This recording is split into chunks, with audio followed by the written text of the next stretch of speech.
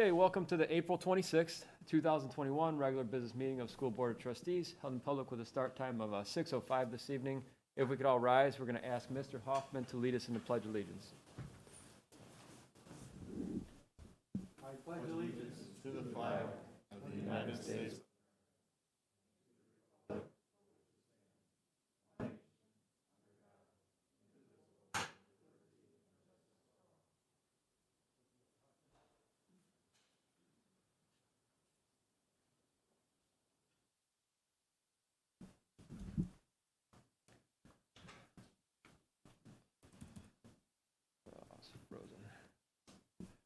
Okay, item 2, Board of School Trustees Resolution Accommodation Awards. We have a few accommodations this evening. To start with 2.01, the 2020-21 Taft Dance Team.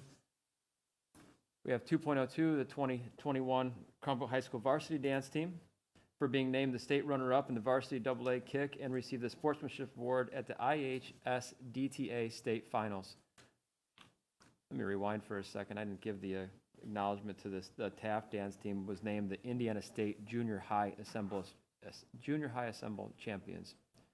And then 2.03, the Crown Point High School 2020-2021 Latin Club for being named overall state champions and winning the sweepstakes trophy, placing first in the Helen Wampler Spirit Award, second in a publicity contest, first for the t-shirt design, first for the local chapter publication, the Tempest Canis, and second for the Sharon Gibson Community Service Award at the Indiana Junior Classical League State Convention. Do we have a motion to approve these awards? So moved. Second. Moved by Mr. Angel and second by Mr. Bajek. Any questions or comments? All those in favor signify by saying aye. Aye. Opposed? Motion carries 5-0. Sounds like now we're on, is that a little loud, Mr. Gill, or are we okay? I'm talking fairly quietly. Okay.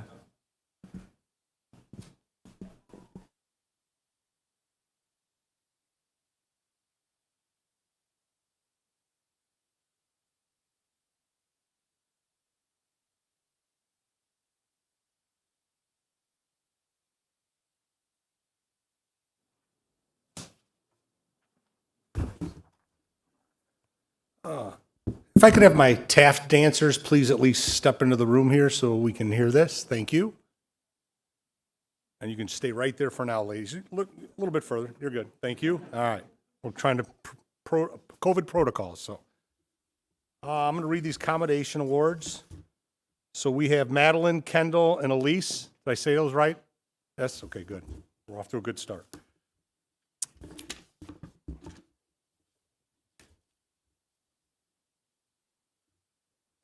All right, so resolution accommodation reads as follows. The Crown Point Board of Schools Trustees is honored to commend these ladies for meritorious achievement. Hereby resolved that the Board of School Trustees, the Crown Point Community School Foundation, Crown Point School Corporation, wishes to express sincere congratulations to these ladies for being a member of the 2020-2021 Robert A. Taft Middle School Dance Team, for being named the 2021 State Ensemble Champions at the 2021 IHSA DTA State Championship. The Board of School Trustees publicly recognizes this achievement and renders it permanently to its minutes to be preserved for public posterity dated this 26th day of April 2021. And then, in addition to that, Kendall also was named the Indiana State High School Champion for being, solo champion at the IHSA DTA State Championship. Is that correct? All right, see, I got through that right. So congratulations to you, ladies. Madeline?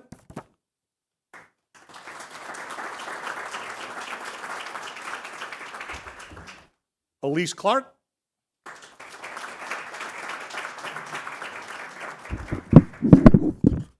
And Kendall Fiedick?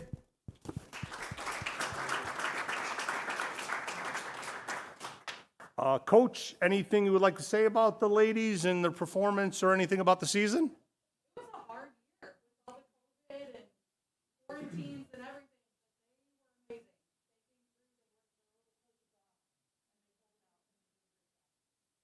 Well, congratulations, ladies. We will need to get a picture, so if you'll move into the center there.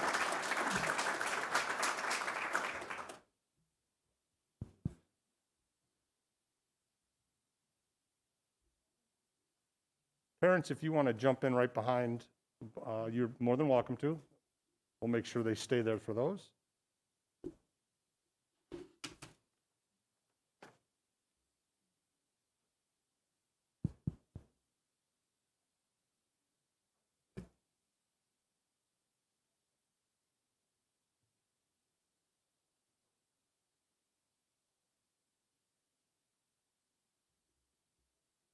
Thank you, ladies.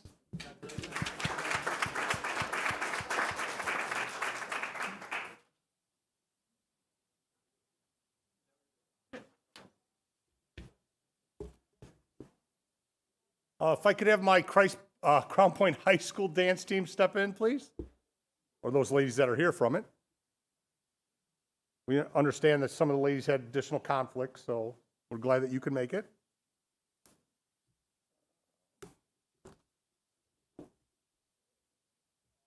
Resolution accommodation. The Crown Point Board of School Trustees is honored to commend the 2020-2021 Crown Point High School varsity dance team for meritorious achievement.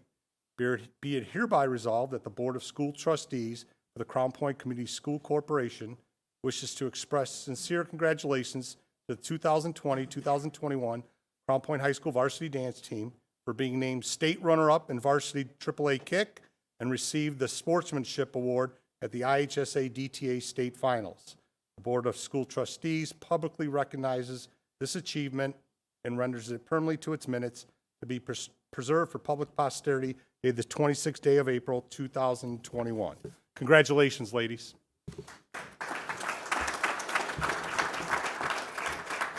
So with us tonight,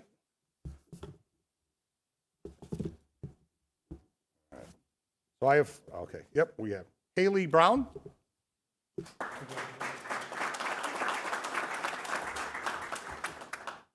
Marianne Girona.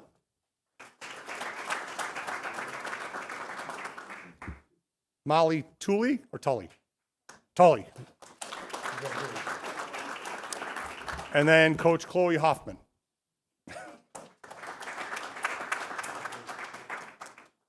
Any words, Coach, you'd like to say regarding the ladies? And on behalf of the board, first of all, sportsmanship awards don't come often. So on the behalf of the board and administrative team, congratulations, because that's an award that I know is earned based on just making sure that we're doing things right outside of the actual competition. So that's a great accomplishment. So congratulations on that as well. Oh.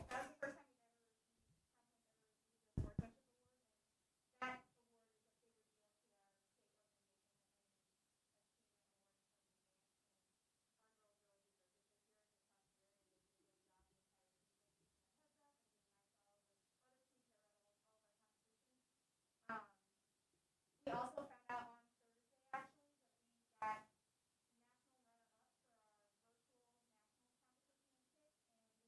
our virtual national competition in kick, and we got 6th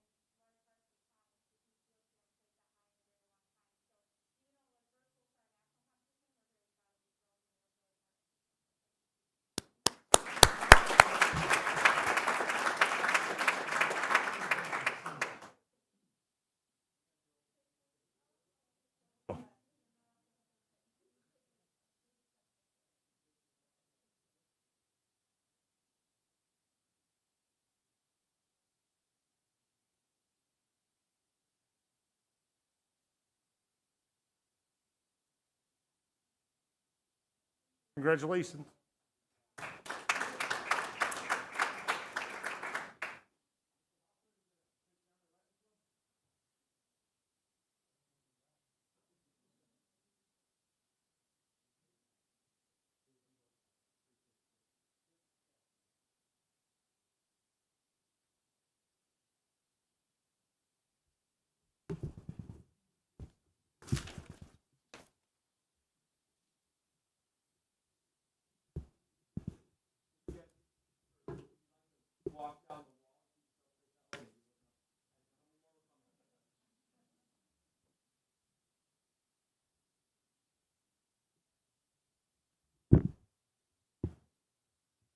I think I've been on, this is my,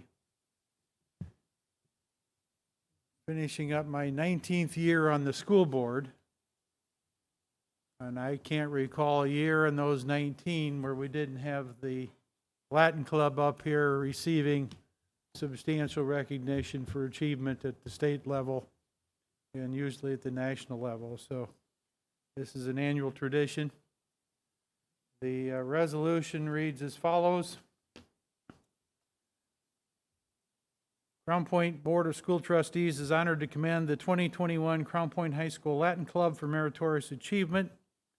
Be it hereby resolved that the Board of School Trustees for the Crown Point Community School Corporation wishes to express sincere congratulations to the 2020-21 Crown Point High School Latin Club for being named overall state champions, winning the sweepstakes trophy, placing first in the Helen Wampler Spirit Award, second in publicity contest, first for t-shirt design, first for local chapter publications, Tempest Canas, and second for the Sharon Gibson Community Service Award at the Indiana Junior Classical League State Convention. We got about 25 names here. The Board of School Trustees publicly recognizes this achievement and renders it permanently to its minutes to be preserved for public posterity this 26th day of April, 2021. We got a team award here. I'll go through and hand out the individuals. Madeline Thunberg. Congratulations. Keep up the good work. Megan is back. Congratulations. Keep up the good work. Abby Nimagata. She's not here. Did I pronounce that close to correctly? Thank you. Christopher Hahn. Congratulations. Keep up the good work. Ella Hahn. Family affair. Abby Godson. Oh, right here. Congratulations, Abby. Ella Wrigley.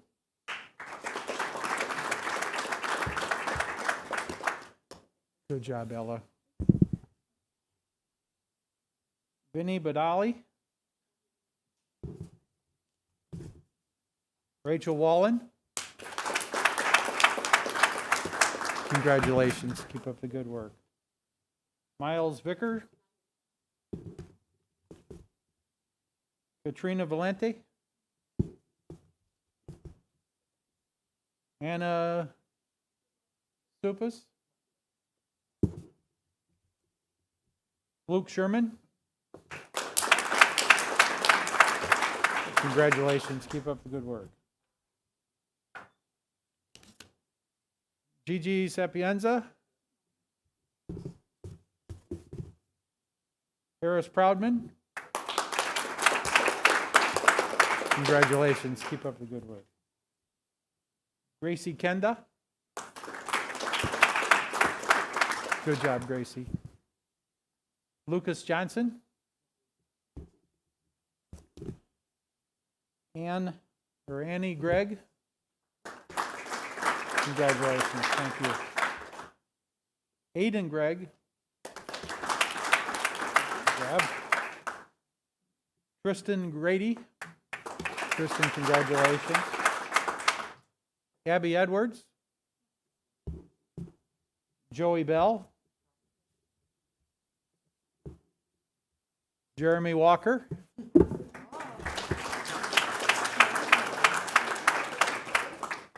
Jeremy, I got another one in here for you.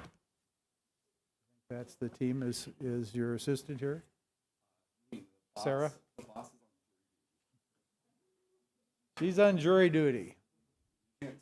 And recognizing Sarah Whitebrook, who is going to be leaving us at the end of this year. So, once again, congratulations. You can have all those, I guess.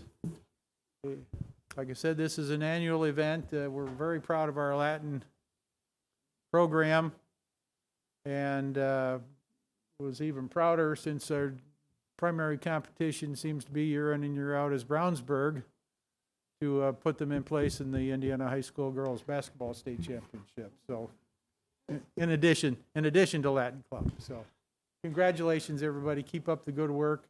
We're very proud of this program. You got anything? I know it seems like we're here a lot, but it's really because of them.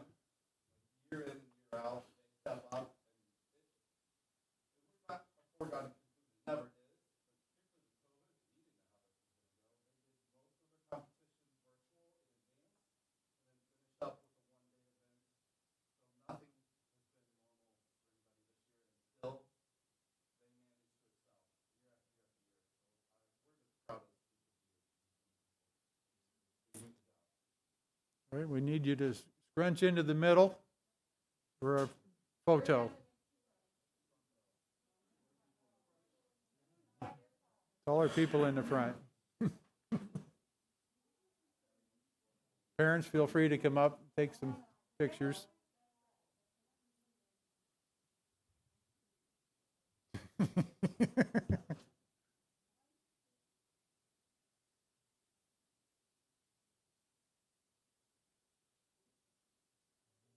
Hang in there.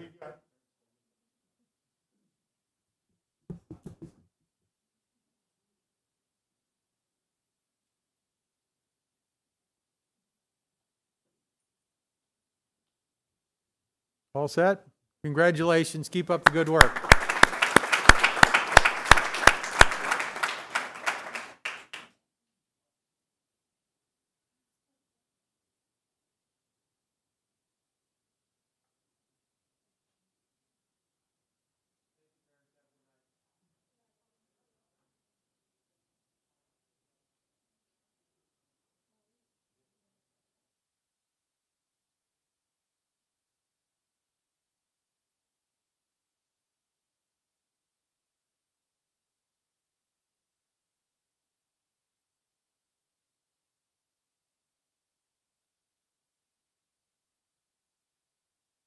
So moved? Second. Moved by Mr. Hoffman and second by Mr. Angel. So move into, at this time, the regular meeting has been suspended. We'll move into public hearing. Item 3.02, patrons that are patrons' comments on the public hearing. We don't have anybody this evening registered to comment on the public hearing. We go to 3.03, approved resolution number 796, rainy day education fund, additional appropriations. Ms. Dowling. Thank you, Mr. President. The public hearing today is for Resolution 796, additional appropriations in the rainy day fund, as well as the education fund. The additional appropriation in the rainy day fund is for reimbursable capital costs related to the large-scale capital projects that we're undertaking here in the district. We're utilizing our cash balance to prolong our needs so we can issue bonds later, thereby saving the taxpayers about $750,000 for every 30 days that we delay issuing those capital bonds. So this money will all be reimbursed back into the rainy day fund once we have sold the bonds and closed down and received the funds, essentially. The second piece of this is an additional appropriation in the education fund. Part of what we have been working on at Dr. Terrell's direction, Mr. Hardman chaired a technology committee to determine technology directly to the classrooms themselves. So as we've worked through that and determined the appropriate materials, the state and federal government have released significant amounts of ESSER funds. And so the demand for products of that nature has escalated. So in order to procure those and obtain them as soon as we can, we're doing an additional appropriation in the education fund so that we have the funds available to purchase now and encumber those funds, so as to not delay getting those, the technology items into the classroom to the benefit of students. With that, the administration would recommend that the Board of School Trustees approve Resolution 796, an additional appropriation in the rainy day fund for a total amount of $5 million, and in the education fund in the amount of $5.5 million. Thank you, Ms. Dowling, and I'll repeat that recommendation. Heard the recommendation to approve resolution appropriation rainy day fund for the total amount of $5 million and an education fund in the amount of $5.5 million. We have a motion to approve. Yeah, so moved. Second? That's moved by Mr. Smith and second by Mr. Hoffman. Any questions or comments from Ms. Dowling? Just a comment, I only want to thank the previous board members who served, Mr. Angel, Mr. Hoffman, and other administration, for putting us in a financial position and being fiscally sound and responsible to be able to do this in the long term. So a lot of hard work, and just want to recognize those individuals who've done that. Thank you, Mr. Smith. Any other questions or comments from Ms. Dowling? If not, all those in favor signify by saying aye. Aye. Opposed? That motion carries 5-0. Motion to resume the regular hearing? Second? Regular Motion. meeting, sorry. Motion by Mr. Angel to resume regular hearing and second by Mr. Hoffman. All those in favor signify by saying aye. Opposed? Motion carries 5-0. We'll now resume the regular business meeting. Item 4, patron comments. Patrons registered to comment on the agenda items. We do have somebody this evening. If you could come forward, I'll give it a shout. Your name looks like it's Faye Mattingly. Is that correct? Faye, are you here? Faye, thanks for joining us this evening. Are you familiar with the guidelines to speak? No. Okay.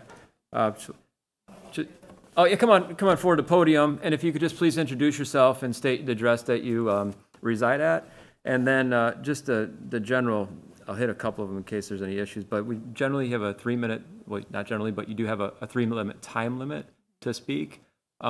Just so if you do get going, if somebody gives you, I'll ask Mr. Angel to help out. If the time starts to run, he'll give you a little warning that, please wrap it up, okay? Okay. But otherwise, thank you for joining us, and what would you like to comment on this evening? Does it have to be something that was on the agenda? Is that what you said? Okay. It does not. That was a correction Okay. we've made in the recent past, that no, you do not have to comment on the agenda, so Okay. feel free. I'm Faye Mattingly. I live at 4750 West 125th Avenue in Crown Point. And the reason why I wanted to come today was just to question a couple of the ways that we're doing our quarantining for, and why we haven't gone along with the Indiana State Department of Health recommendations on our quarantine. So I have 2 boys that are in the school system. My oldest has been quarantined 4 times, so that's 8 weeks, which is 2 months of not being in school.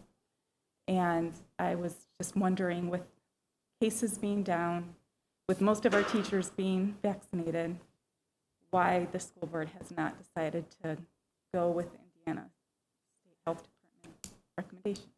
Well, let me help you that it is just an opportunity to comment, so we won't have discussion with you this evening. Okay. You could express more of your concerns. Maybe we'll have a little bit of that covered this evening by just getting an update to the board on where we Okay. stand with protocols. So just so you know, it won't be, we're not going to offer a back and forth. Right, but, I understand. But please continue if you have anything else that you'd Okay, like to. my other concern with a lot of parents wanted to voice was getting to the decision of Wednesdays and having Wednesdays off, and how we will go forward for next year. And with our children having lost 20% of their education is at home now, will that continue till next year? And that was kind of the main concern that I kind of wanted to represent some parents and saying our concerns for where we want the board to be making decisions for next year. Thank you. And if you'd like to stick around for the rest of the meeting, I think we're going to, like I said, receive an update, and Okay. maybe you'll get a little bit of information back to you that All way. right. Thank you so much. Okay, thank you.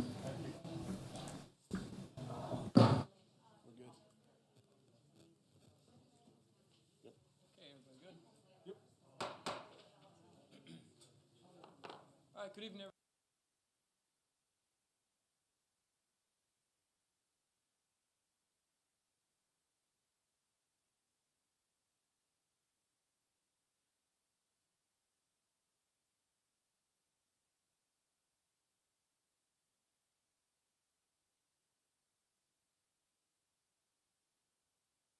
You can do that as well. 5.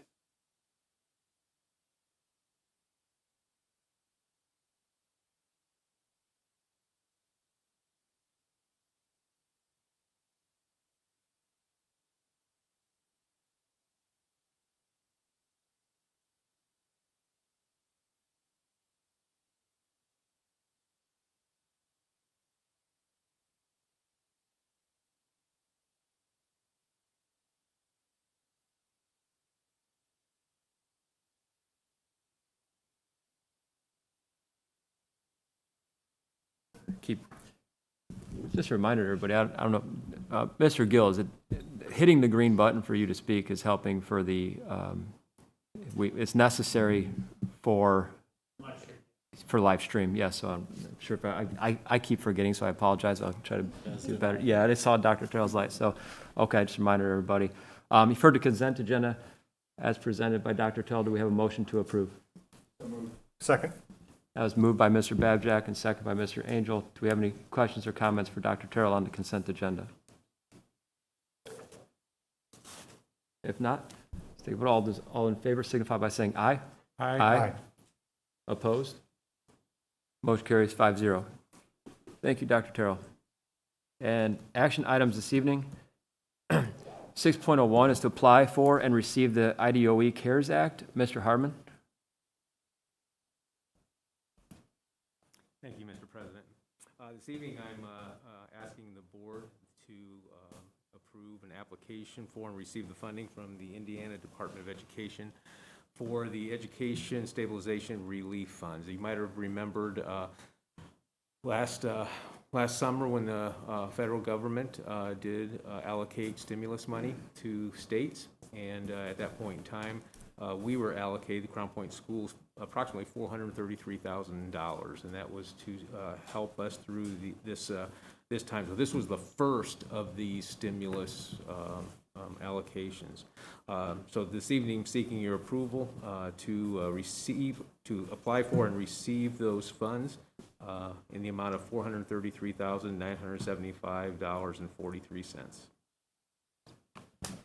Thank you, Mr. Harmon. You heard the recommendation to apply for and receive the funds from the IDOE CARES Act. Do we have a motion to approve? So moved. Second. Moved by Mr. Hoffman and second by Mr. Babjack. Any questions or comments for Mr. Harmon? Not, all those in favor signify by saying aye. Aye. Opposed? The motion carries 5-0. And staying with Mr. Harmon, 6.02 is to receive grant funds from the Crown Point Community Foundation endowment funds. Thank you very much. Again, from the Crown Point Foundation, we're very thankful for the endowments that have been set up to support Crown Point Community School Corporation. This evening, we'd like to ask the board to approve the funding that's coming from Crown Point Foundation from the Beth S. Busio Endowment Fund in the amount of $622.87 for Timothy Ball Elementary Art Department. Dr. Jerry and Trish Ali, the endowment amount is $1,178.11 for the Crown Point High School Latin Club.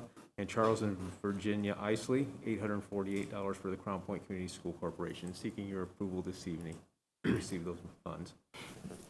Thank you, Mr. Harmon. Your recommendation to approve to receive Crown Point Community Foundation distributions. Do we have a motion to approve? So moved. Second. Moved by Mr. Angel and second by Mr. Smith. Any questions or comments for Mr. Harmon? All those in favor signify by saying aye. Aye. Opposed? That motion carries 5-0. And we have item 6.03, professional service proposal, the lead inclusion organization. Mr. Harmon. Thank you again, Mr. Warney. This proposal that I'm seeking your approval for this evening is to train our leadership team in the area of inclusion.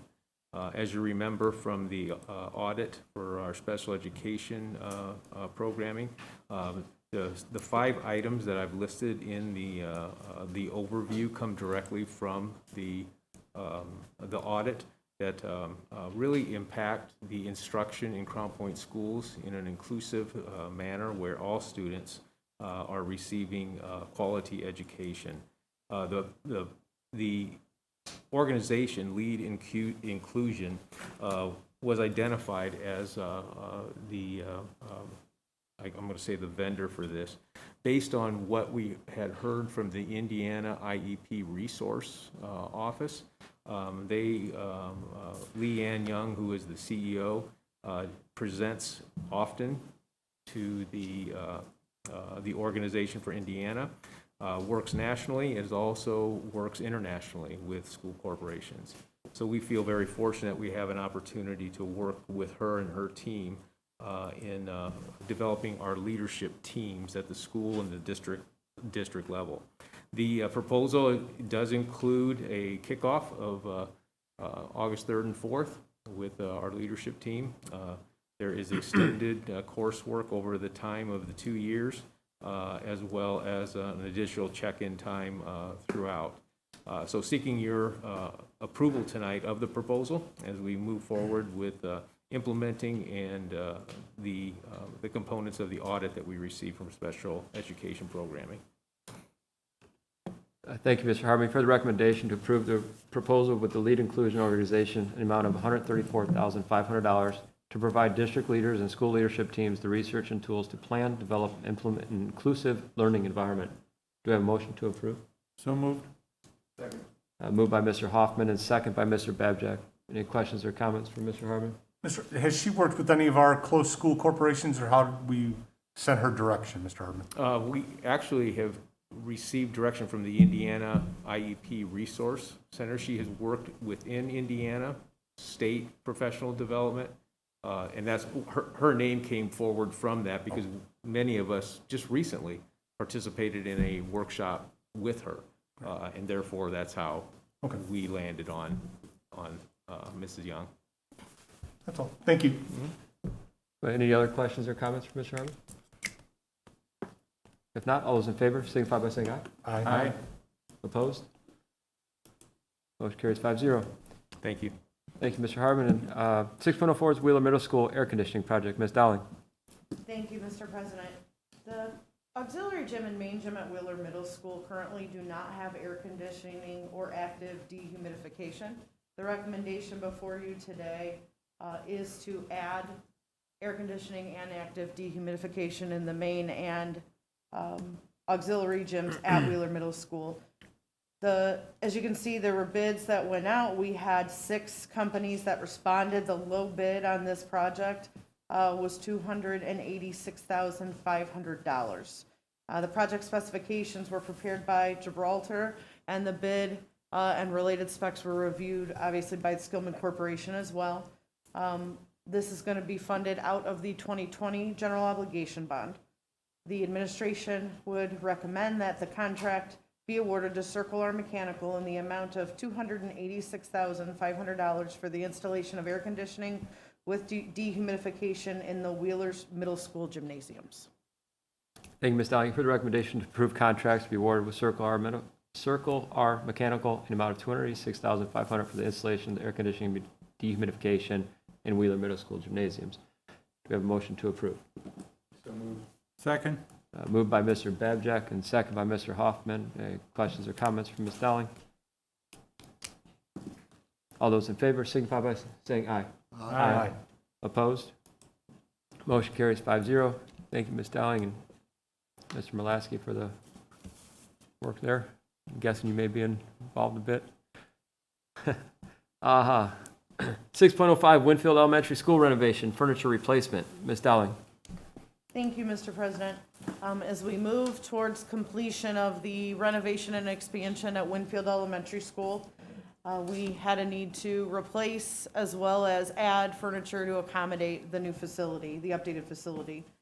In order to provide the school with some level of choice in what they were getting, but also being cognizant of the budget set forth for furniture replacement, Mr. Mulaski worked along with Gibraltar to generate essentially a request for proposal for various items within the building that needed to be replaced.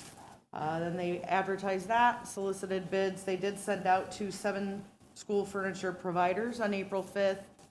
2 responded in effect. And so to meet our needs, the items from 2 vendors were selected in order to allow for all the pieces that are needed to complete the classrooms and ancillary areas to be provided. So this was a planned expenditure out of the 2020 general obligation bond.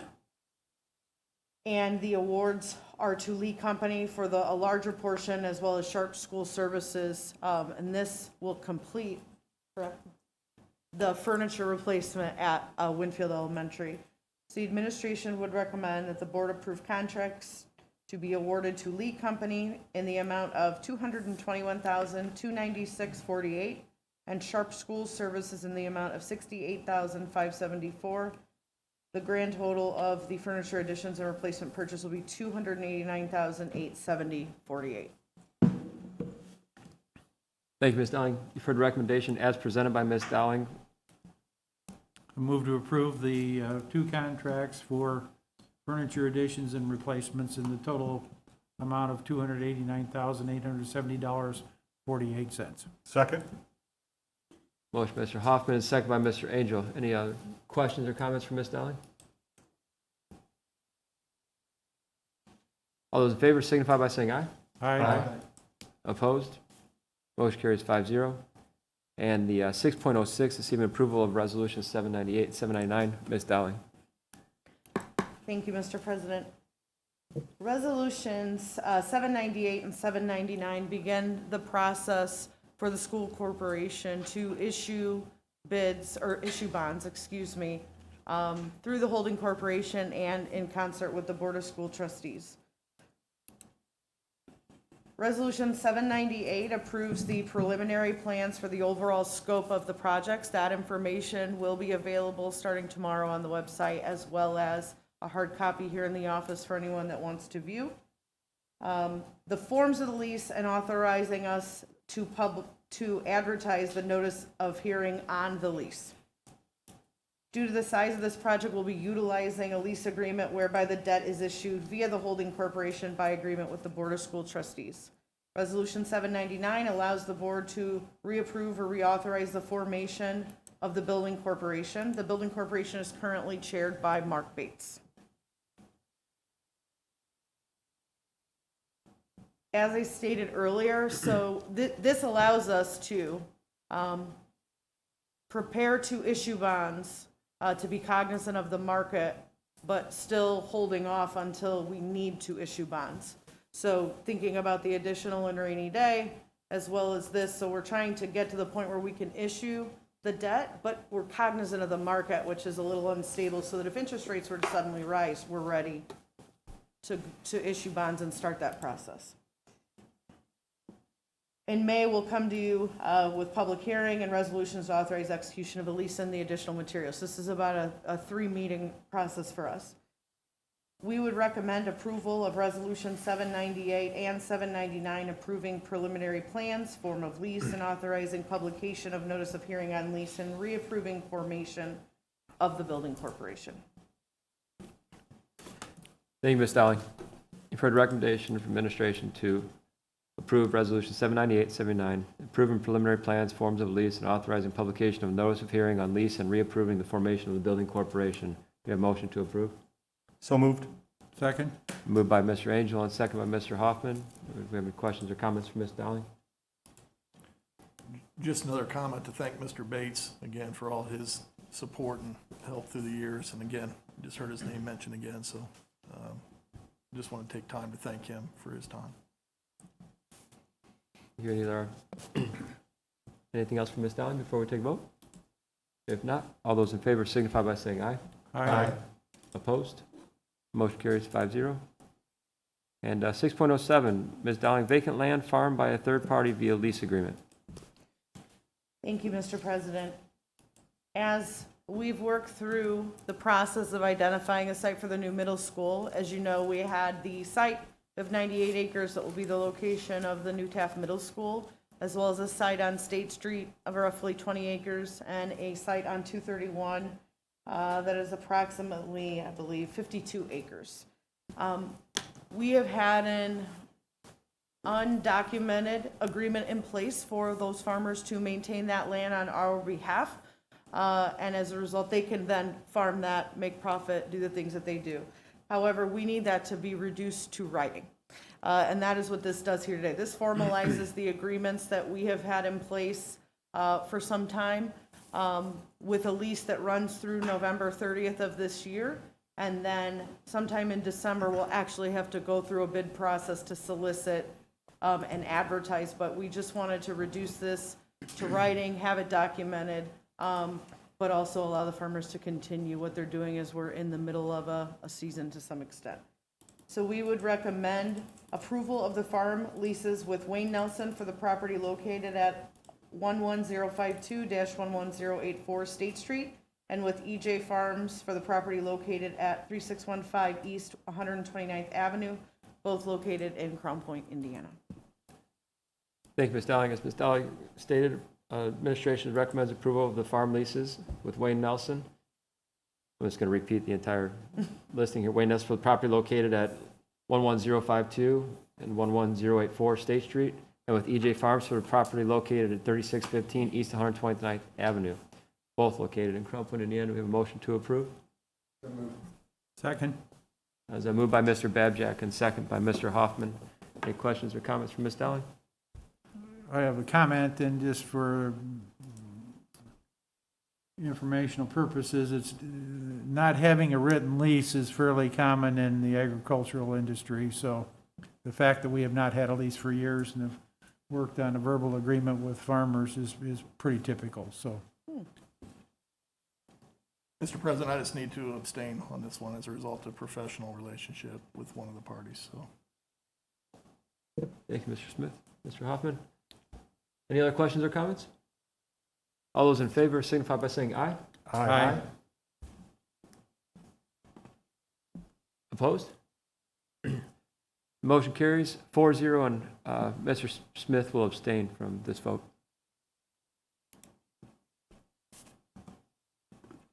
6.08, purchase of the Lightspeed Top Cat sound system. Ms. Dowling. Thank you, Mr. President. As I mentioned earlier, Mr. Hardman chaired a technology committee essentially to determine and, well, identify what technology is appropriate in the classroom. We had various members of staff in the district on this committee. One of those pieces is a sound amplification system.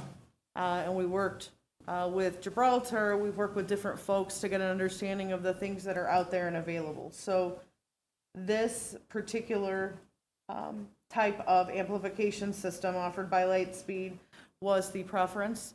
And in addition, Lightspeed actually has a quantity purchasing agreement through the Power Source, which used to be the tri-state, multi-state quantity purchasing system that allows us to move forward with this purchase with your approval, obviously, so that we can get our orders placed. Again, going back to what we talked a little bit about, these demand is up because of funds that are becoming available to public entities. And so time for us was of the essence, and we were lucky that Lightspeed was available on a quantity purchasing agreement. So they've already done the sealed bid. They've done the work to solicit the best price, which we're clearly taking advantage of here. So this amplification system will go in every classroom as well as ancillary spaces. We would recommend approval to purchase 500 Lightspeed Top Cat amplification sound systems with flex mic and media connector from Lightspeed Technologies Incorporated in the amount of $658,500 from the Sourcewell QPA contract 111616-LTI. Thank you, Ms. Dowling. Administration recommends approval to purchase the 500 Lightspeed Top Cat amplification sound system with flex mic and the media connector from Lightspeed Technologies Incorporated at a cost of $658,500 from the Sourcewell QPA contract number 111616-LTI. We have a motion to approve. So moved. Second. Moved by Mr. Hoffman and second by Mr. Smith. Any questions or comments from Ms. Dowling? I want to thank our, I believe, if I'm not misunderstanding, we had a technology team that kind of brought forth this recommendation, but doing, maybe Mr. Harmon was involved, Mr. Gill, I'm sure. I think that what Ms. Dowling had mentioned about just being prepared and if they have the funds to know what to do with the funds and then, act quickly in this case where there's probably going to be some competition to get this equipment. So thank you guys for having the organization to have it in place. Do we have any other questions or comments for Ms. Dowling? If not, all in favor signify by saying aye. Aye. Opposed? The motion carries 5-0. And our last item here is 6.09, Resolution 797, authorizing payments of athletic officials through electronic means. Ms. Dowling. Last one, I promise. The school corporation has paid staff via electronic payment for a number of years. Mr. Derula has requested that we extend that to athletic officials. Those are paid out of the athletic extracurricular account. This is pretty commonplace today. State Board of Accounts requires us to have the board approve a resolution because it is not, we're not paying employees, we're paying independent contractors through the extracurricular account. So Resolution 797 essentially authorizes that. As stated in the recommendation, I'll be working with the deputy treasurer and the high school staff to have internal controls on how this will all be documented and preserved for the purposes of audit. I know Mr. Drew is ecstatic because this will also eliminate some work on the staff, part of his staff, the front office staff. They won't have to issue 1099s. It's really a win-win, and we're already paying for the service. So we use EventLink for the building event scheduling. So we would recommend approval of Resolution 797, authorizing payment of athletic officials through an electronic funds transfer. Thank you, Ms. Dowling. You heard the recommendation for administration to approve Resolution 797, authorizing payment of athletic officials through an electronic funds transfer. Do we have a motion to approve? So moved. Second? Moved by Mr. Angel and second by Mr. Hoffman. Any questions or comments on the payment system for Ms. Dowling? If not, all those in favor signify by saying aye. Aye. Aye. Aye. Opposed? Motion carries 5-0. Thank you, Ms. Dowling. We'll move to, let's go to discussion report items. We have a 7.01, the Taft program and design presentation. Dr. Terrell. Thank you. Mr. Gill, if you could switch that over now. So this evening, we're coming to you and want to bring a report, an update on where we are with Taft Middle School and with the design that has gone on there. We've had a committee, a design committee, who has been led by Mr. Gianfermi and has been made up of several different people. We appreciate their work that they have put into this process. We're not going to go through all 33 pages of this tonight, but this will be posted on our website tomorrow morning. We have a portion of the website that's helped me with capital improvement projects, and this update, along with other updates, will be placed there for our public to be able to view those. So as we go through this tonight, we want to get to the point where we talk through just kind of giving you a better explanation of the site development, what we're looking at there. This is not new information, this slide right here. This is what we have shown you multiple times, just kind of bringing you with an update though, with the fields now in place, looking at what the school building is going to, where it's going to be placed on the 98 acres that we have chosen out there on Gibson Street.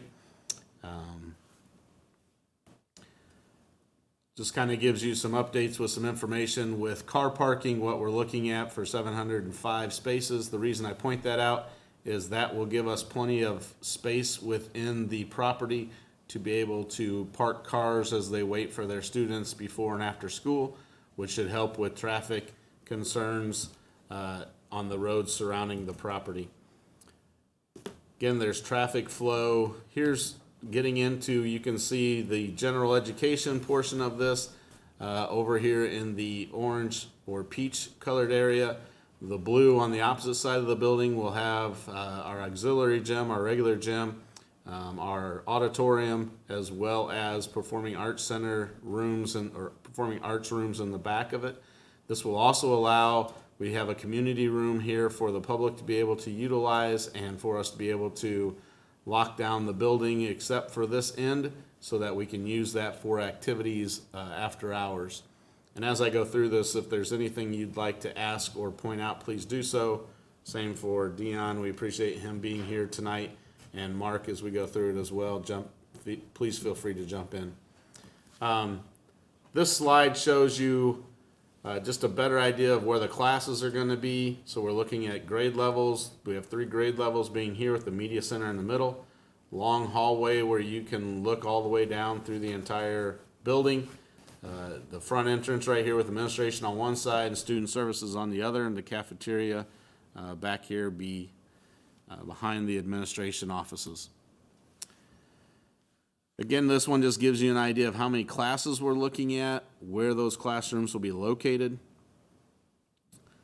The academic spaces just kind of gives you a general overview of what a typical classroom would be.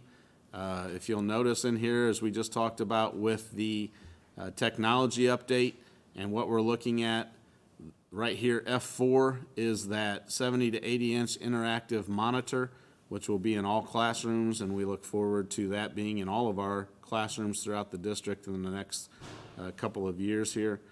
Again, just more examples of what classrooms can look like. This is the part that gets really cool to be able to see the progress that we've made here with what those classrooms could look like. Again, these are sample classrooms. You'll notice the interactive display board up there on the wall as well.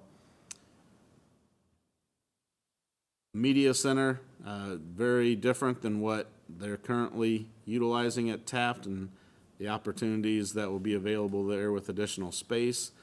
We've got 2 different large group instruction rooms, along with a couple of small group instruction rooms. And then you can see over on the blue side some additional supports. We'll have a TV studio, media production, and then the workroom for the media specialist there as well. Here you can kind of see some ideas of what the media center will look like inside. If you'll notice, we have a lot of windows to provide natural lighting, and that is the case throughout the building. Just again, utilizing the space and making sure that there's plenty of space for our students to be in those areas. As you approach the building, there'll be a couple of different ways to come in. One is through the administration office here, which will be the principals, assistant principals, and the other side would be where the student services would be, counselors, nurse's office as well coming in there. One of the great things about this building and the development, as we've gone through this process, again, you can see the wide open corridors. You can see the natural lighting coming in from the windows up high that will allow us to benefit from that. Again, looking from the cafeteria out into the commons area. Cafeteria will be large with a large glass window space with a step-up platform for multiple purposes to be used there. Students will also be able to eat there during the lunch periods. Again, kind of showing you the commons area looking into the cafeteria. And I hope the thing that you're taking away from this is the amount of space that will be there for our students. Here in the auditorium, we will have a 500-seat auditorium.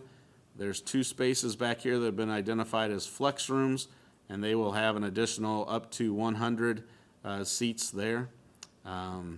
Also then, right here will be our concession stand that will help with the cafeteria, or with the gymnasium right across the hall, without having to go all the way back down to the cafeteria for concessions as we host events.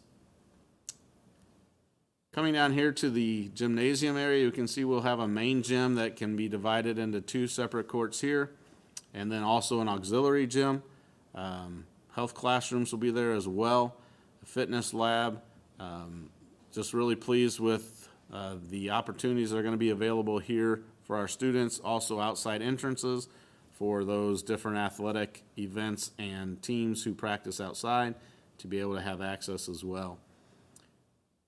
This just kind of indicates and shows what that vestibule is going to look like between the auditorium and the gymnasium. You can see how open it is with the higher ceilings. Again, permitting that line of sight for our administrators as we supervise activities in the evenings, as well as during the school day. Outside, and again, these are not final drawings of what the outside will look like, just more conceptual drawings here. You can see the entryway will be covered with plenty of distance as parents and different people approach the building. A lot of glass windows in the front for administrators, for student services to be able to see who's approaching the building. The top view, looking from the west, this is the auditorium with the space in between the gym and the auditorium. Back here is the auxiliary gym. This space right here in the middle will be cafeteria on the back side, offices located on the front. Again, anywhere on the roof where you see these structures, those are going to be there to permit that natural light to flow into our building. This gives you a better idea of what the academic wing will look like, just focused in on that. Again, pointing out the natural light that will be allowed to come in. So this will be looking from the street, looking south towards our building. Again, as you guys can see, just a very sharp-looking, well-constructed, well-thought-out plan of utilization of our space, and look forward to really some great things and great opportunities for our students as we move forward with that. Any questions, comments that you all may have that we can answer for you? Dion, anything that you would like to add with that? Give a snapshot of timeline. So originally, we looked at one package for this project, but considering it needs to be complete by August of 2023, a project like this would typically take about 6 to 8 months for an architectural team. So we requested that they develop an early site package. That means moving the dirt, infrastructure, footings, and foundations. A few weeks ago, we also added structural, because if you've been seeing what's going on with steel, joists specifically, what used to be a 12 to 14 week, in some cases now. So at a minimum, early site package, footings and foundations, and steel, which is going to go out to bid late May, and then we will open bids late June and come before you at the fourth Monday in June to award that first phase, first package, and then intend on breaking ground that first week of July. That'll give Gibraltar enough time to continue developing. The footprint will be locked in. That will allow Gibraltar time to complete finishes, mechanical, electrical, and then the rest of the building package will bid in August of this year. Again, for August of 2023. There is a third package we may have to consider, just based on the timeline of off-site utilities. What I mean by that is working with Indiana American Water, NIPSCO. We're still trying to define some of those things, and work with the local developers to figure out how it be mutually beneficial as far as sharing costs. So everything's going to be moving fast, moving forward. The next plan submission to the town of Winfield is May 3rd. There will be a series of meetings over the next 2 months with the town of Winfield. They're very excited. This is literally the biggest thing that's happening. Just my brief snapshot. I'd be happy to answer your questions. Thank you. Mark? No, I think you covered everything rather well. It's been really great working with Gibraltar, as they really listen to us on our education side of it, and have some real experts who have been in education that are on their team. So there's been a lot of things where, we say, no, we want this, we want that, and they just come back and keep making it happen in the design. So it's been a really great process with them and working with everybody. Has there been anything specific? I'm sure there has been, and I know you've got a background and expertise in the security side of things. So what types of security features that are new to, building schools these days can we expect to see in this project? Kind of, as Dion was mentioning, some of that's kind of going to be in more of the detail. As Okay. we kind of move into those pieces, we're creating the footprint. A lot of the design itself, and Dr. Terrell alluded to this, is just as the approaches to the building, having windows in strategic places, and just kind of how they put together the outside structure pieces of it has been considered, but we'll be talking about cameras and the other pieces as we get into. I think the biggest security thing, though, is, Mr. Colson and Karen Toth, the Director of Transportation, they worked with a lot of the traffic patterns of how we were doing, so that was one of the things that we've already tackled. Any other questions? I comment, as I indicated before, but based on my years of experience on this board and many building projects, I've got all the confidence in the world that if Skillman says this will be open in 2023, it'll be open in 2023. And I frequently relate the story of when we built Jerry Ross Elementary School. I approached Larry Kunis, who was with Skillman at the time, and I said, Larry, can we have this ready to go? And I gave him a deadline. And Larry's comment to me was, well, on a scale of 1 to 10, it's a 12, but we'll get it done. And they did. So being able to jockey these things around and take advantage of starting here and finishing up designs in a different aspect at a later date makes the project go well, and we're counting on you, Dion. Dion, is that area NIPSCO gas and electric, or is it Kankakee Valley for that? And that's, it is, okay. All right, thank you. And Indiana American Water stops right at the Christian Village right there. Then we're gonna extend right on 100. Okay, thank you. I'd also like to thank Dion and Scott have been really essential in having us get before different community groups to be able to meet with them, possible developers out in the area to see how we can partner with them as well at Winfield. So it's been a good working relationship with our community members as well, and that's our intention is as we continue to move forward. Thank you, Dr. Terrell. Is that it for any other questions or comments for anybody?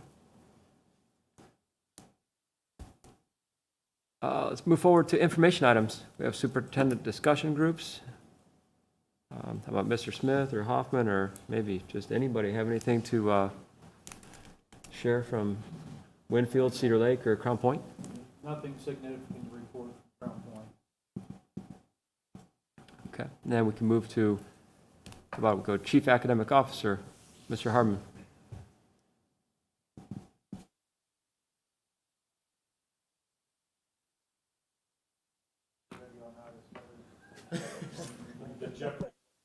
Oh, there we go. Got it. All right. I was waiting for the cue. Thank you, Mr. President. As we come to the close of the school year, we're a month away now from the school year. We are preparing for summer school. We are monitoring the governor as far as his comments and direction as far as schooling after the close of the school year. Also monitoring the Indiana Health Department as far as their recommendations. So at this time, we're going to be having in-person summer school throughout the school district, and as we continue to wait for the governor's next executive orders that comes out and the guidance from the Indiana Health Department, there will be guidance as far as what health and safety will look like in the summer. As we move forward and closer to the school year, we'll be monitoring those things to identify what exactly that will be, and communication will be coming out regarding that to our community. The second thing I'd like to comment on is in regards to our department. We've been fortunate with the restructuring that Dr. Terrell has organized to have directors that were critical in secondary, elementary, as well as special education, and an assistant director there. I think that was a really significant move as far as trying to add focus and alignment, compliance to those areas. Also, we are in the process, and we have posted some instructional specialist positions, and these two will add focus to areas like language arts and mathematics, secondary and elementary school, coordinators at special education, blended learning, which is the online component of the curriculum, diagnosticians. So all of this is coming together to really hone in on the academic processes that are within Crown Point Community School Corporation and continue to improve the instruction and the learning environment for our students. So Dr. Terrell, school board, we appreciate the support. Thank you.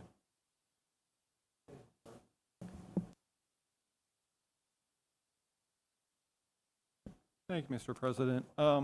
As I kind of reflect on our accommodations, even prior to this board meeting, but if you listen to Mr. Walker and Coach Hoffman and Coach Vassar, one of the themes was that nothing's normal this year and nothing's easy. However, we still see our students really achieving and doing well. And that's a testament to our students as well as our teachers and our coaches. And I think you can apply this to our accountability testing as well, because currently we're in the midst of giving our grade 3 through 8 iLearn testing, and it's not easy and it's not normal, but our administrators and our teachers are making it happen. And if we reflect, back in February, we administered the I-STEP test to all of our 11th graders, well, 97% of them, which is a huge rate of kids coming in and taking that test, because you had to do it in person. They achieved, 80% of them passed the language arts portion and 51% in the math. Compare that to the 2018-19 I-STEP test, and that's 80% passed in language arts and 41% passed in math. Now, you could take away a couple different things from those stats. Yes, they were 11th graders taking it this year in a test that normally 10th graders take, so we would expect them to do a little better or hold steady. But also, remember, this is a group that's gone through a year where nothing was normal and nothing was easy, and we sure didn't go backwards, but we actually improved in some of those stats that we're looking at. So I think we can be confident and look at the great job that our teachers have done with what they've had, and our kids are still learning. So that's one big takeaway when we looked at that we were like, hey, now we have some data that the things that we've done have helped our kids. So we'll just keep on plugging away and try to get back to when it's normal. It's never easy, but back to when it's normal. That's all I have. Thanks.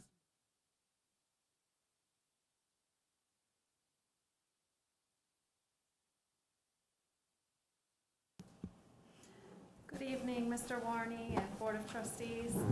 I wanted to recognize one of our paraprofessionals at the high school.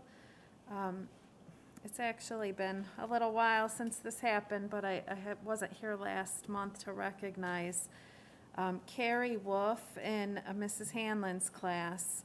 Was with one of the students while he was eating, and he started to choke on his lunch, turned blue, and she jumped in and did the Heimlich maneuver and saved him. So just her quick action and thinking saved a student's life. So just wanted to recognize her.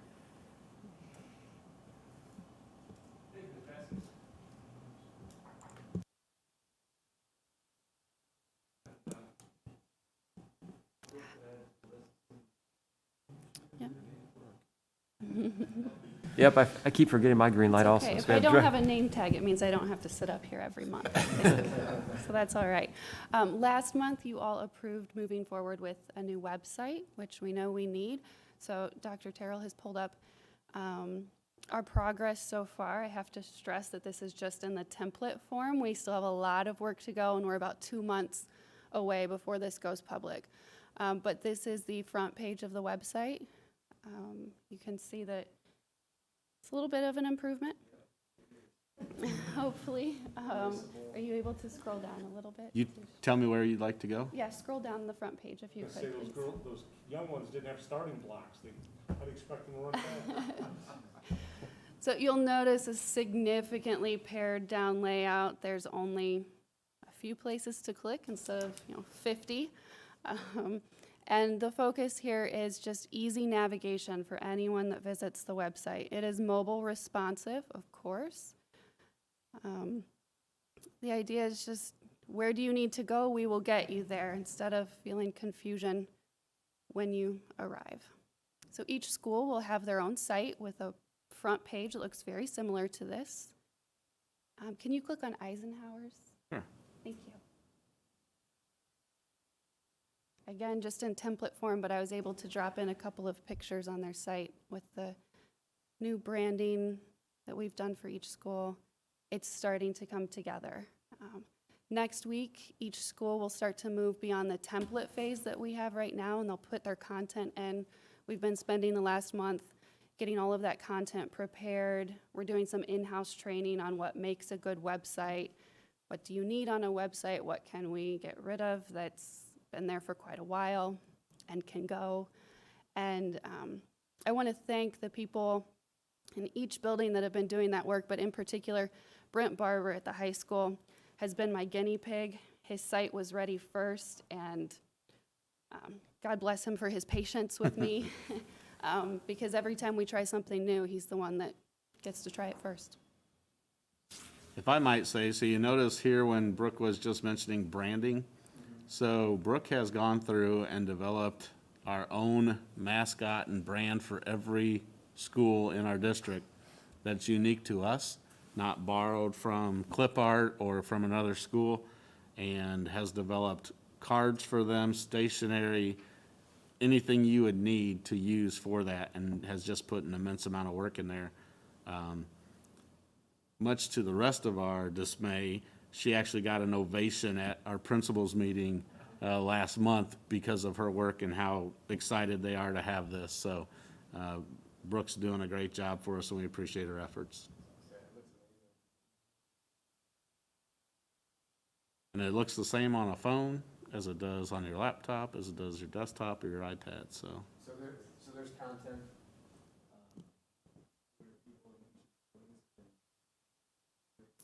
Yes, so at every building, there's someone that holds the extracurricular contract that updates the website, and each of them are going through some training right now that they've not previously had. Not one for us this time. No. You don't want me. Is it the same thing with the social media pages, like the same person, or is it a different person at the school? Not necessarily. The social media is a volunteer position. Some of them are the same people, some of them are a different person. It's just whoever had the opportunity to step forward and the willingness to sort of serve there. Looks And great. Our goal is to have this ready by, so, moving quickly.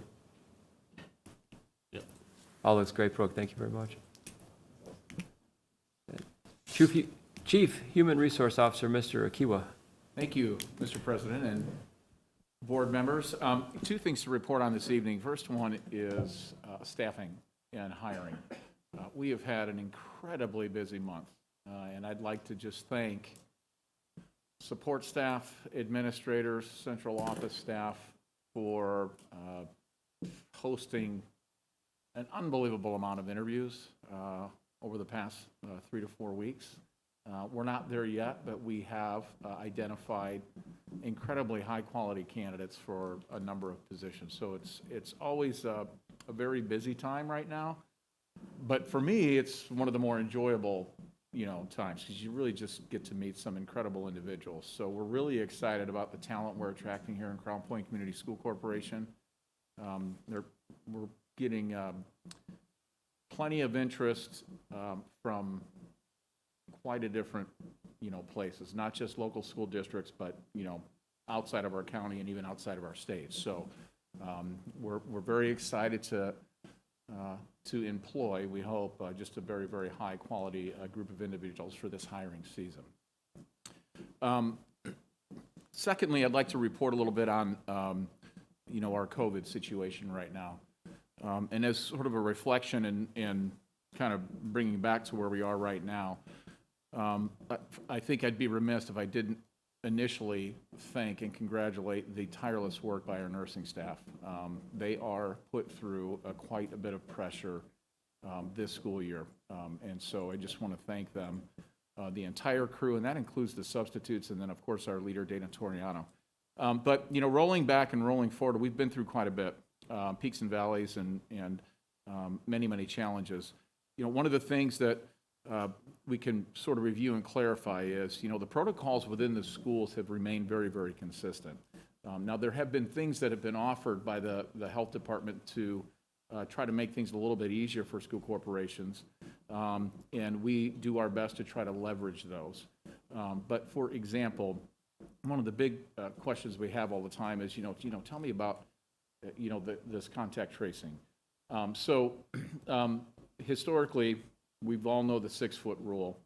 And the 6-foot rule is something that we still employ and has always been best practice, and it's always been recommended. Now, we've had the opportunity here recently to put into place the new 3-foot rule. But there's a lot of misconception about the 3-foot rule. And it's very important for us to understand initially that some guarantees have to be in place to use the 3-foot rule. First of all, you have to make sure that people are able to stay at least 3 feet apart from one another. Now, in some of our classrooms, this is achievable, but in some of our classrooms, this is not achievable.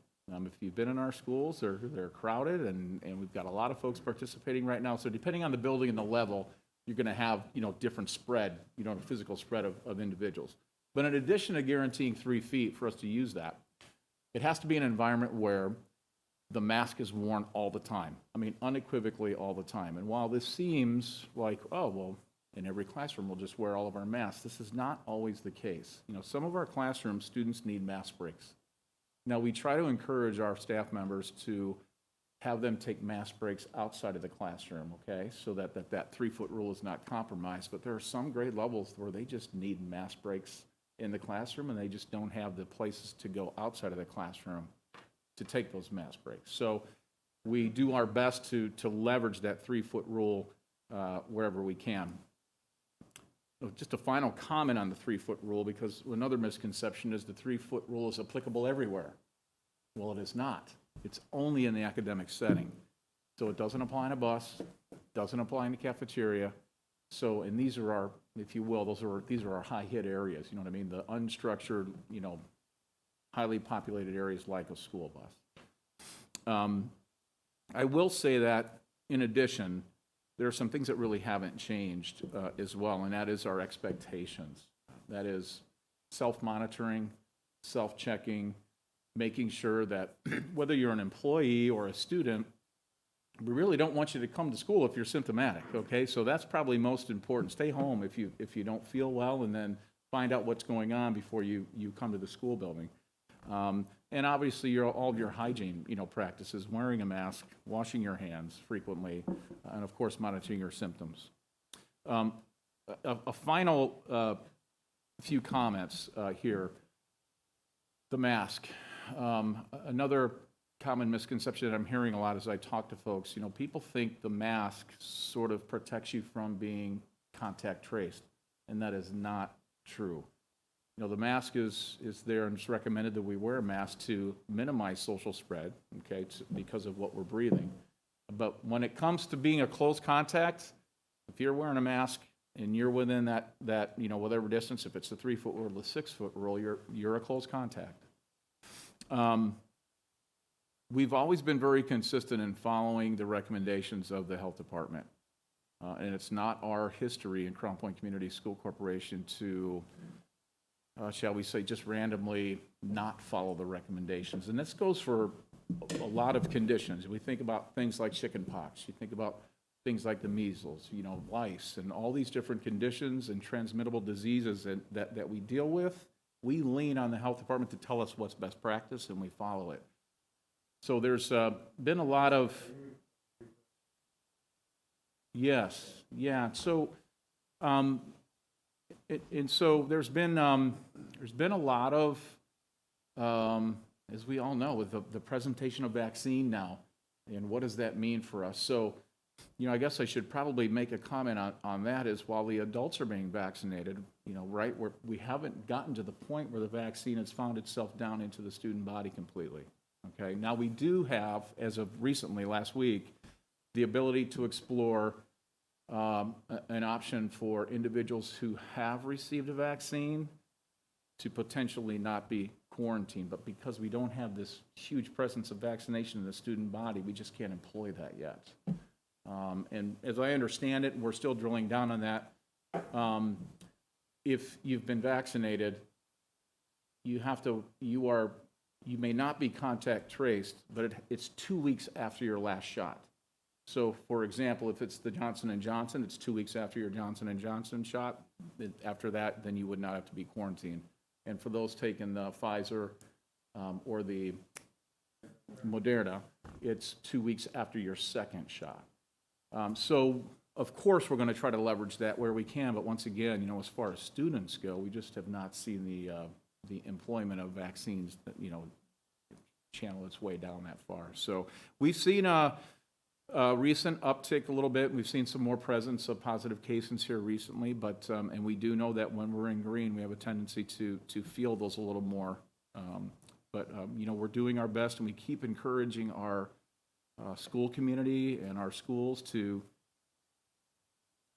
practice proper hygiene, monitor your symptoms. Please don't come to school if you're feeling any of your symptoms, and social distance as much as you can where possible to minimize the impact. So, you know, I guess I should say questions about some of the comments that I've shared with you here today.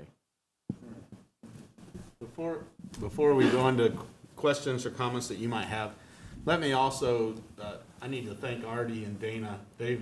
Throughout this entire year, they've been our point people for this, and the amount of time they have to spend keeping up on it.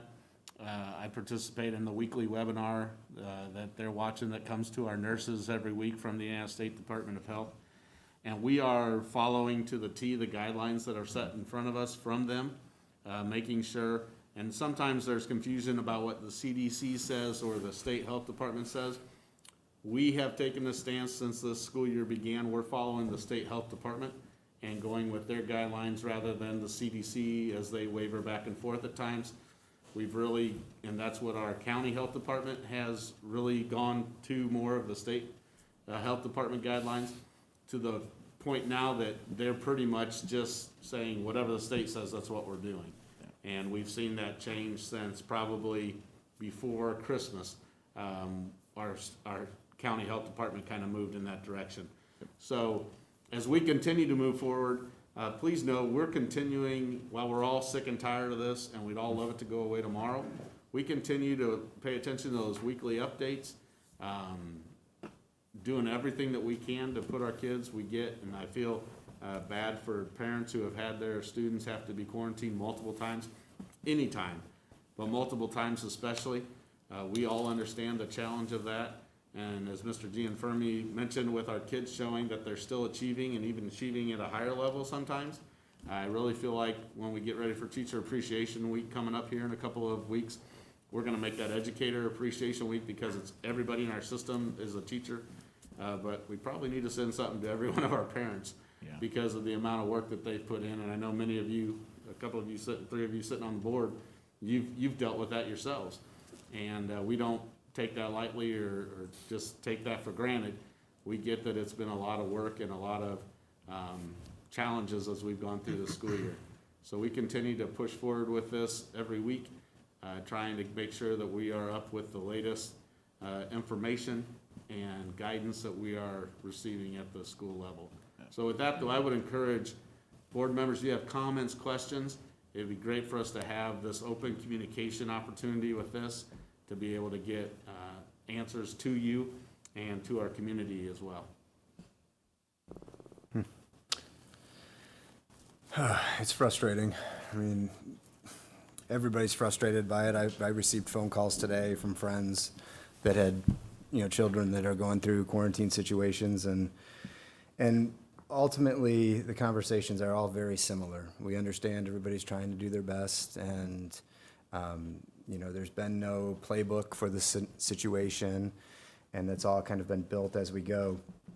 And what everybody's looking for is just, you know, what's the measurement by which we stop all this?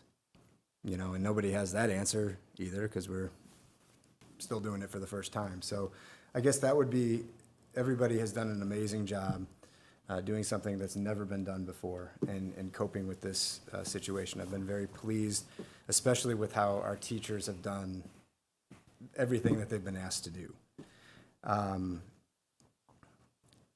You know, the effort by everybody has been very substantial. I guess my challenge for everybody in this room that's coming up with, making the policies and the decisions on when we change would be we used metrics going into this thing to make decisions as to when we would shut down buildings or classrooms or quarantine kids and distances and all that stuff. I just ask us to start considering maybe coming up with some of our own metrics for a way out of this thing in case we don't get metrics from the county or the state. Because I think it's good to have them for guidance, but ultimately we can make our own decision as well. So I appreciate your comments. One of the things that I would say is similar to other guidance that we get, for instance, for other chicken pox or lice, and we're told what we're supposed to do. We still have to rely on the state health department to give us that okay as to where we go with it. We'd love to be able to say that it's gonna be done by the end of the school year and summer school is gonna be back to normal and what it's gonna look like. We just simply don't know yet. We're hoping to get more guidance from the governor this week for his next executive order, as Mr. Hardeman mentioned. That'll help us be able to make those determinations as well. I think, too, if I may just add an additional comment, I really want to congratulate our staff members, just basically the entire school community, because we really do, we try to leverage everything we can to minimize impact and give us the best chance for a successful continuous run for an educational experience. And that's how we're arranging our rooms, how we're spacing our students, how we're spacing ourselves apart, how we're holding meetings, how we're holding activities, how we're doing recess. I mean, it's just lunch.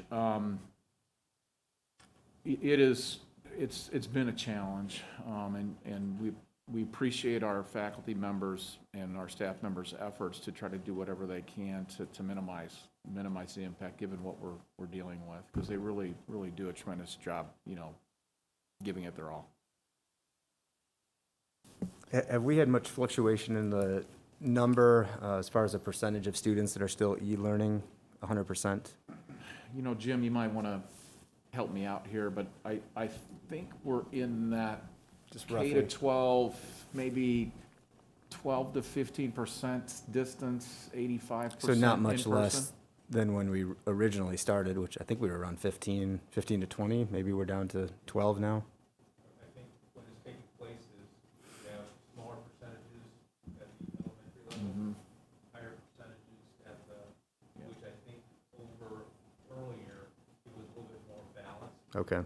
So now I think that would be, we may still be at a common Yeah. district, but I think there's been a shift Gotcha. as far as the elementary and the secondary. Because that's one of the things that's good for people to know, because that's one of the main reasons that we're not going to school on Wednesday, is for the teachers to be able to have that time to manage those, the virtual learners, as well as catch up with their planning for their live students. So I get that question a lot. It's like, Scott, if we can go 4 days, why can't we go 5? And it's not a matter of anything other than we need catch-up time for all the people that are still virtual learning. Not to mention the individuals that are just fluidly being quarantined throughout the week. It's those and, those that get displaced, day in and day out. And hopefully that's a small amount, but you're right. That's inaccurate what you're saying. And the other piece of it, going back to what Mr. Gianfermi mentioned with the state assessments that we're still required to give to all of our students, whether they're in our building or not. They have to come into our buildings for the testing.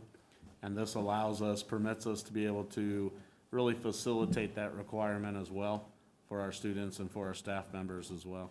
Yeah. To be able to utilize that Wednesday time is there.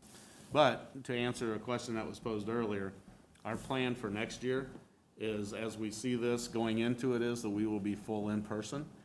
We plan on offering online opportunities as we would have in the past, which is mainly at the high school level and also for our alternative programs that we have in place. But our plan is, and our goal is, going into the 21-22 school year, is that we will be in person, fully in person. point of clarification, is the governor's orders, are those mandates or are those recommendations? I think that's important for the public to understand. Well, I mean, it's interesting, there's a little bit of a dichotomy in his comments. You know, many of the things that he talks about have to do with communities, adults, how commerce is taking place in our communities. But underneath all that, what we find is that they're asking the schools to stay the course and continue their operations as is. So we get this sort of, I don't want to call it a mixed message, but sometimes we get a little confused when we feel like, you know, we're getting cut loose a little bit here as communities and as people move around in public places, but yet underneath that, the message for schools is still stay the course, stay the course, stay the course, finish the year as you have. I think the reason, you know, one of the concerns I have with strictly, if we have to follow the governor's recommendation, is each county has different dynamics when it comes to COVID, the testing. One county may be at 1%, there may be an outbreak in southern Indiana that's at 9%. And so it becomes very difficult to have one mandate for the entire state. The state's a very large area. And so, you know, there's some problems with governance from a central location as opposed to allowing the locals to make these determinations. And so, you know, I'm just curious to see, you know, well, I guess we'll see what the governor does. And I appreciate all the efforts of the teachers and all the individuals and parents and everybody to go green and yellow and back to green and online and offline. You know, there's no doubt that the quarantines are disruptive. I mean, they're not just disruptive to the children, the students. They're disruptive to the teachers. They're disruptive to the parents.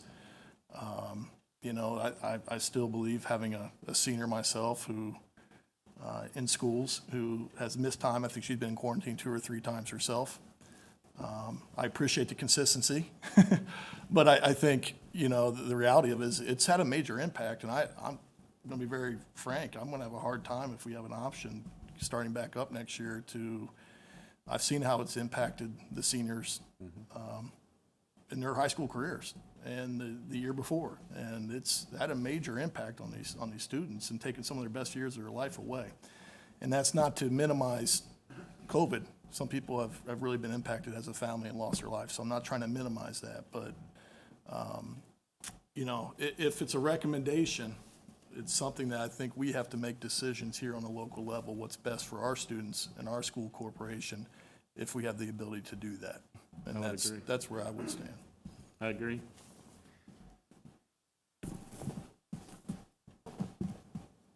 Any other comments? I think just myself, to wrap up what everyone's just said, is that, and something that Dr. Terrell, I think, is, you know, we've implied it, but we haven't really said it, and nothing is ever set in stone, but, you know, the Wednesdays are going to be off the remainder of the year because it's just the way it needs to be. And I've received some personal questions about that, you know, and Ms. Mattingly this evening asked about Wednesdays, but sometimes, although it's not what you want to hear, sometimes it's better to just understand the way it's going to be for the next 5 or 6 weeks. Mr. Akiwa, the bus rule. Yes. That is, if a student is on the bus, all students on the bus, or how does the contact tracing work on a bus? That question's come up. 6 feet? It's the same. 6 feet, yeah. Here's the challenge too there. I was approached with somebody who's, well, every kid on this school bus was, and that doesn't sound right to me, so. Yeah, I mean, when you get on, we've actually we've measured, you know what I mean? So we understand what kind of that 6-foot radius is, and in our minds, we think about, oh, the bus is huge. It's not that big. When you get on a bus, and, you know, I'm 6'3", so if I spread my arms up, this is pretty much what we're talking about. Well, I think, you know, hats off to Karen Toth, because she works so diligently at this. You know, we have seating charts on buses, but we all know that seats change. You know, sometimes bus drivers are making these decisions like, hey, you need to sit over here today. So, you know, my kid doesn't even sit there. Well, you know what? Yeah, Tuesday they did. You know, so we're watching video, and I mean, we're spending quite a bit of energy and time making sure that we're not displacing anybody we don't need to. It's not like we're trying to do the reverse. Let's see how many we can get. It's no. Let's make sure we're not impacting any more individuals than we absolutely have to. The bus rule is the bus tricky, is a challenging location. It just adds to the displacement because You're in a confined space, and it's the 6-foot rule in there. Right. And I think it's comfortable to ask the question because the response in the community, or if someone comes up to you, is that, well, it's not that someone just throws in the towel and says everybody on the bus is quarantined. There's a lot, the amount of work that's gone into this from day one has been, just tiresome and hours from everybody. And something that it comes up, and we just want to keep repeating the same. And my last point was that often, and us as board members are referencing a lot of things that come up to us or brought to our attention in the community. And the other one often is comparing us to other school districts. And, it's not that we in Crown Point think that we're above anybody else or do things that march the beat of our own drum, but at the same time, it's our job to worry about Crown Point. And that's not always going to be an acceptable answer to people in the community. And, I like that Dr. Terrell said, hey, have some discussion, throw some comments out there this evening so we could talk amongst ourselves and anybody who wants to listen. And, I also think it's important to say, don't think that nobody in this room, Mr. Akiwa, Dr. Terrell, Mr. Gene Fermi, or anyone else, hasn't had conversations with superintendents from other districts to understand, hey, we heard that you guys are, very low. You weren't sure. Well, it turns out they have distancing that we don't. I'm not just going to flat out say there's always an answer, but it does seem when we're able as board members to come to you guys and ask questions, you've not shied away from giving us answers. So now I just want to, that was my last point of to bring up that often comes towards me like, well, this district is doing it, and they haven't had a single quarantine all year, and how can you possibly have 2 or 3 of one individual? So that's it for me. Anything else from anybody? Oh. I would just let her know that if she's got additional questions.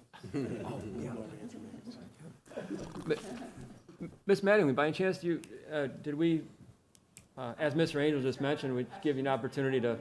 My comment on not following the state Department of Health is that I was understanding that they had a new guideline for if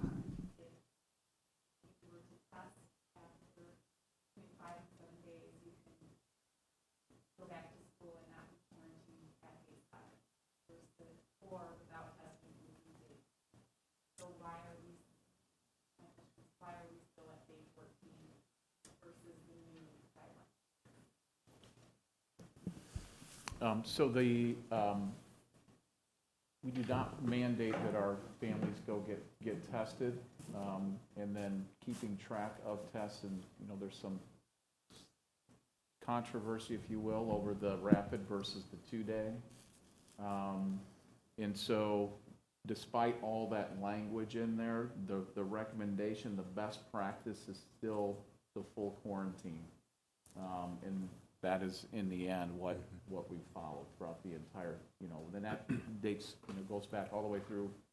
We could test our students with swabs, and that just wasn't economically feasible because we had to run the test back and forth and try to get results back. So there's a lot of things that just create more disruption than just remaining consistent with our protocols. So, yeah, well, I'm sorry, that's a good point, Brooke, and that is even though you are testing when you return, you still have to maintain social distancing, and which is in green very hard to do. You end up isolating students in rooms away from people, in the building, which we don't have the space to do that for a lot. We're already short on space, so there's a lot of reasons why we're sticking with that. It's not that we haven't examined whether we can employ. When we feel like we can leverage something, we leverage it, if we think it'll work. And maybe for anybody that is, listening or cares or wish to come and express public comment, if questions come up, we've been trying this year to say, ask them through an email. Everyone will do the best they can to get you the best answer, whether it comes through to the board or to individual board members. We've all tried to help and filter some of the questions, answer them ourselves if possible, or get in contact with the right person to answer the question. So that'd probably be best to just continue to go that route as a corporation to, Yeah, if you have any additional follow-up, just shoot us an email and then we'll decide, you know, one of us or multiple people can follow up with you. If you'd rather talk on the phone, we're willing to do that as well. okay? Mr. Q, appreciate the update. I think that was healthy and helpful for everybody to have a discussion. Thank you. Thank you for all your work on that during the course since last March, so. I think just thanks to everybody working together to get through what has been a really challenging year. It's impacted us all in so many different ways, so just thank you to the entire school community. I can tell you Sunday afternoon, I got a call and it was late afternoon. And it was from a building full of administrators and nurses.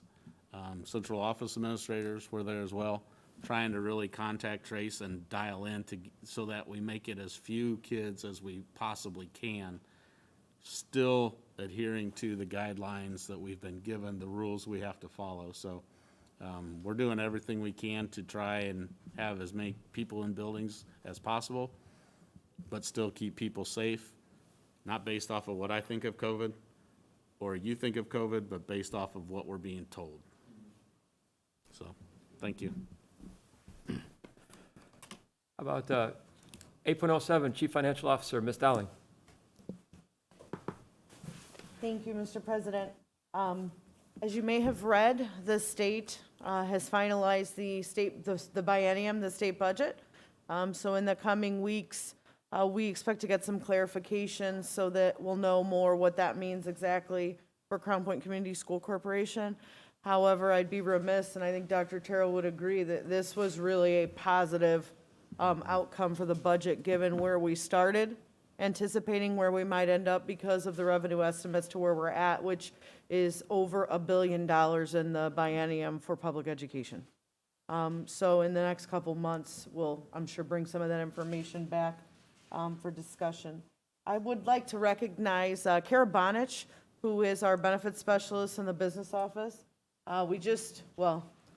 We're almost through the first third of the year, but through the first quarter, we started the year with some changes to our insurance program. As you may remember, we changed our prescription provider, dental, vision, and then added a partnership with Franciscan with their Healthy Access clinics.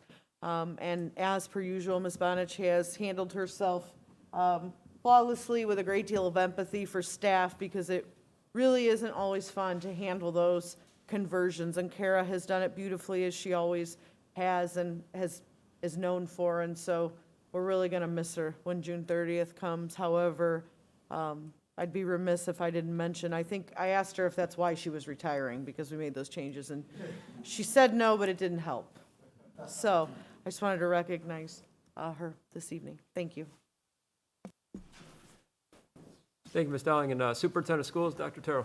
The only other thing I'd like to add this evening, I received an email just recently from the Indiana Department of Ed, and we have been rated again as a performance qualified district because of earning an A from the Indiana Department of Ed, which we don't take for granted, and appreciate the work of our teachers, our students as well. So it's just good news and an indication of what we continue to do here in the district as well. So just wanted to let you know that. Thank you, Dr. Terrell. Other business of Board of School Trustees, do we have anything that anybody would like to discuss? That was covered earlier, in my opinion. How about we move to board statements of appreciation? We'll start with Mr. Smith. Yeah, I just want to recognize, again, speaking of quarantines, the play, the theater high school musical. Had a chance to watch that. No surprise here, but I should probably turn my microphone on, sorry. Just want to recognize Mr. Degenhart, Mr. Flewelling, Mr. Woods, and Ms. Kovachkoff for their great work, and in particular, I mean, what a fantastic play. What a production, again. They just do such a great job. This year it had its own trials because of some interruptions with the quarantine, and I think they're actually practicing by Zoom. I mean, you know, you wouldn't know by going to the play, so they just overcame a lot. The kids were awesome. It was just a great play. So great theater and great production. And if you haven't had a chance to see them, I still encourage everybody, not now because it's over, but whenever they put another production on to go out and watch them. So it's just, it's really well done. So I want to recognize them for their hard work and a job well done. Thank you, Mr. Smith. Mr. Babjack? Nothing for me tonight. Thank you. Mr. Hoffman, anything this evening? I have nothing.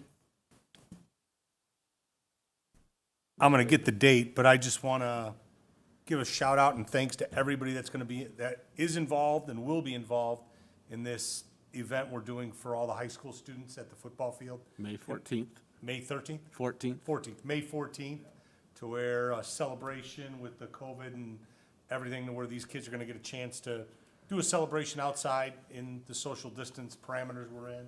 But I saw the flyer for it and everything else, and I had to send Dr. Terrell because I couldn't remember the date of it. But it's just great that we're able to do something like that, and the minds that were behind that to allow these seniors some sort of resemblance to a senior year of a celebratory event that can be done in those kind of circumstances. So to all those that are involved in that, thank you. And we appreciate it as board members, knowing that we're trying to do whatever it is to give them some sort of normalcy, as Mr. Smith imagined their partial junior year and senior years were disrupted. So that to me just shows that we do care about your students, and we're trying to do what's best for them, but in a situation to where we can make sure we still maintain the protocols in force. And I'd be remiss if I didn't give a shout out to Mr. Mulaski, who's here. You know, with all these building projects and everything going on and trying to get things figured out with now the town of Winfield on the new middle school and the projects going elsewhere. Just like all the rest of you, and I say this every month, but I mean it, the behind the scenes work that needs to be put in, no matter what it is, whether it's grants for Mr. Hardman, with special education with Mrs. Paskus, our new website, Ms. Dowling with finances, Mr. Gianfermi making sure our middle schools are in order, Mr. Keywood just with everything that's involved from hiring. We really have a special group of administrators that we have here in Crown Point, and it's nice to know that when we have a question that we can't answer, that we can reach out and get that answer, and if some reason it's one of those answers that they don't have, they'll get it to us in a timely fashion where we can respond. But to all of those that have been involved with everything going on, thank you on behalf of myself and the board, to where I feel we are in a special place here in Crown Point. And once again, I tell people, a board member's job is to make sure that we are giving the best education to every student involved. And I really, deep down, when someone asked me that question, I think we attempt to our 110th percentile to try to accomplish that. Maybe there might be a few bumps in the road for certain students or certain individuals, but I really think when I get asked that question that that is the goal of everyone that's involved behind that kid's education, 12, 13 years in our system. Yep. Thank you, Mr. Angel. Well said, and I don't have anything specific this evening myself either, but you know, with all the talk this evening about where we currently stand with COVID, it's really exciting to think what this whole team and administration will be able to do when they can focus on, you know, 100% of their time on what their job was meant to be. So I think I'll just wrap it up with that. Motion to adjourn? So moved. That was motioned by Mr. Angel and second by Mr. Babjack. All in favor signify by saying aye. Aye. Opposed? Motion carries 5-0. Good night. How you doing, Mr. Washington? Pretty good.